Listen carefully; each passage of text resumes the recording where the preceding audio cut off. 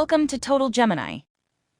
At Total Gemini, we are primarily focused on astrology, but we also enjoy the healing and therapeutic properties of various fragrances, the vibrational powers of crystals, and the overall human connection to our beautiful planet. You will find these other subjects sprinkled in, here and there, alongside our astrology topics. When someone asks, "What's your sign?" they are referring to your sun sign. However, your zodiac makeup is far more than just your sun sign. We have a rising sign, a moon sign, and a whole lot more. As we go through the weekly Gemini, these topics and others will be covered along with weekly tips for everyone, not just Geminis. But since this is brought to you by Total Gemini, there will, of course, be special extras sprinkled throughout, especially for all those quirky Geminis out there. So, let's get started.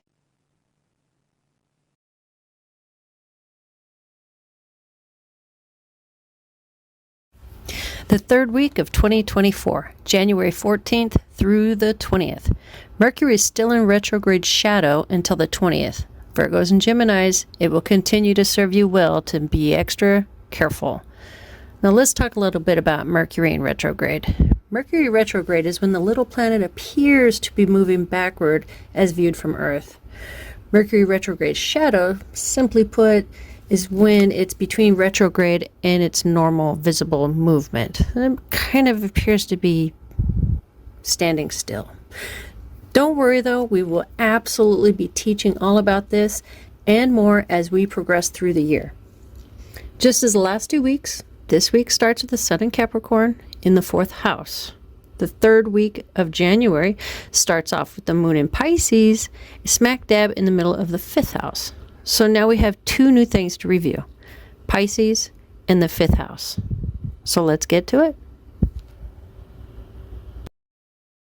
Pisces, keywords and concepts: intuitive, dreamy, imaginative, creative, passive, idealistic, sensitive to subtleties and fine nuances, gullible, lover of art, poetry, music, altruistic, and spiritual. Element is water. And Pisces is the mutable water sign of the zodiac. Say that one 5 times fast. The ruling planet is Neptune. Before the discovery of Neptune, Jupiter was considered the ruler, and many astrologers considered Jupiter to be an important ruling planet of Pisces as well as Neptune. Anatomy, feet. Color, turquoise. Gems, sugarlight and turquoise. Flower essence, rhubarb, pennyroyal, yarrow, and clematis. The 5th house. The 5th house is associated with creativity, children, and play. Some astrologers also associate the 5th house with romance. A more psychological interpretation of the 5th house is that it describes how you express yourself in a personal and creative way. If you haven't noticed, we often say most astrologers or many astrologers instead of all astrologers. And this is because interpretations vary. Just as someone looks at a piece of art and can interpret it differently than that of the next person. It's kind of similar for astrology. Later this month, we'll have an episode for you that will be short and sweet, covering what you need to know about Aries. Each month, we will add a new sign until we've completed all 12. 12 months, 12 signs. It's going to work out great. In the meantime, of course, we'll continue with the weekly Gemini, as well as introducing new concepts in each episode and build upon those as we continue through the year. But for now, here are your insights for this week. Insights for everyone. On the 14th, the moon's placement is in everyone's favor, if only they all simply take advantage of it.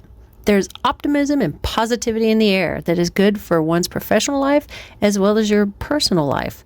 But Mars's placement suggests that you stay away from doing any work around the house that involves machineries or tools that could cause you injury.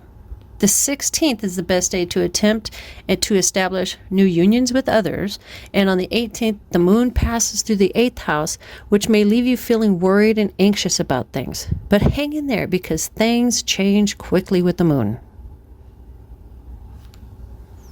This week's tip for our favorite Geminis out there, you should feel at the top of your game on the 15th as the moon is square Mercury. And this should bring you mental stimulation and flexibility.